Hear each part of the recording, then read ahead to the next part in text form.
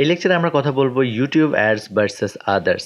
Others বলতে আমরা যেটা বোঝানোর চেষ্টা করছি সেটা হচ্ছে অন্যান্য যে প্ল্যাটফর্মগুলো রয়েছে সেগুলোর সাথে ইউটিউব অ্যাডভার্টাইজিংয়ের যে পার্থক্যটা আমরা সেই বিষয়গুলো নিয়ে কথা বলার চেষ্টা করব।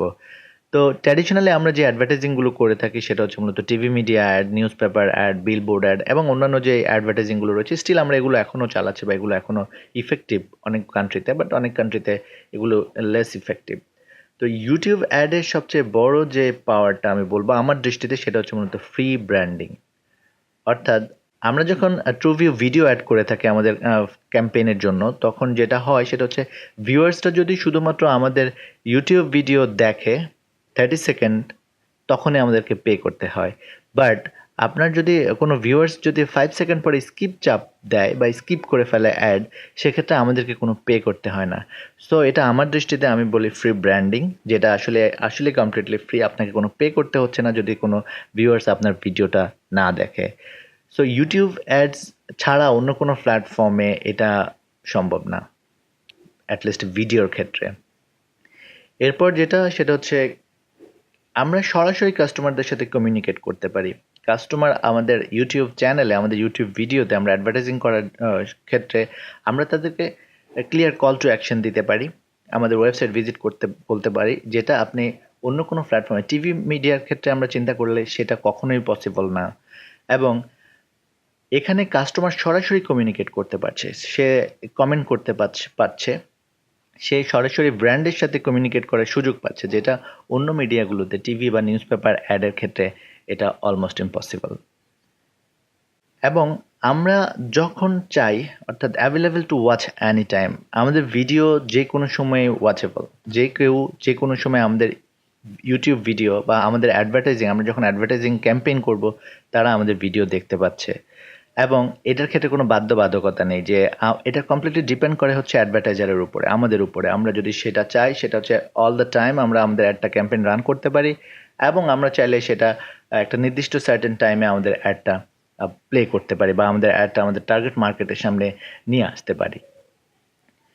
আর ইউটিউব অ্যাড কস্ট ইফেক্টিভ বা অনলাইন অ্যাডভার্টাইজিংয়ের ক্ষেত্রে স্টিল আমাদের জন্য এটা কস্ট ইফেক্টিভ।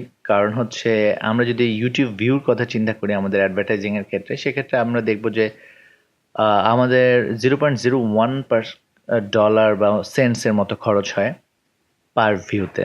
সো এটা আসলে অনেক কস্ট ইফেক্টিভ। এবং আপনি যদি আপনার ক্যাম্পেইনটাকে বেটার ওয়েতে মনিটাইজ করতে পারেন, বেটার ওয়েতে বেটার টার্গেট মার্কেটে রিচ করতে পারেন, সেক্ষেত্রে আপনার কস্টটা আরও কমিয়ে আনা সম্ভব। YouTube ads more effective than newspaper ads. Very simple.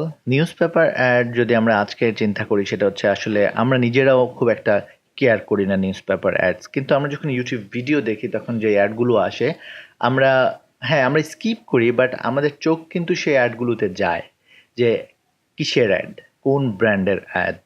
So এটা অনেক বেশি ইফেক্টিভ দেন নিউজ পেপার অ্যাডস। ট্র্যাকিং বা ইজিলি ট্র্যাকেবল, আমাদের যে অ্যাডভার্টাইজিং প্ল্যাটফর্মগুলো রয়েছে, অর্থাৎ অনলাইন অ্যাডভার্টাইজিং প্ল্যাটফর্মগুলোর ক্ষেত্রে সবচেয়ে বড় যে ক্ষমতা বলবো আমি, পাওয়ার বলবো, সেটা হচ্ছে ইজিলি ট্র্যাকিং। আমরা যখন অ্যাডভার্টাইজ ক্যাম্পেইন করি আমরা কিন্তু বুঝতে পারি যে আমাদের টার্গেট মার্কেট কতটুকু দেখছে আমার ভিডিওর, কোন কোন অংশটাতে তারা আমার ভিডিও কুইট করছে, এবং আমার ভিডিও দেখার পর তারা কোন ধরনের অ্যাকশন যাচ্ছে, তারা কেমন ওয়েবসাইট ভিজিট করছে নাকি তারা লিভ করছে, এবং ওয়েবসাইট ভিজিট করলে আমরা কতগুলো সেল পাচ্ছি, সব কিছুই ট্র্যাকিং করা সম্ভব। অর্থাৎ অনলাইন অ্যাডভার্টাইজিং হচ্ছে সুপার ট্র্যাকেবল।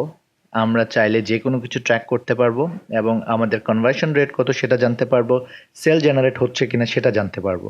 সো এই সব যে কারণগুলো আমি এক্সপ্লেন করলাম, এছাড়াও আরও অসংখ্য কারণ রয়েছে অনলাইন অ্যাডভার্টাইজিং বা ইউটিউব অ্যাডস রান করার। সো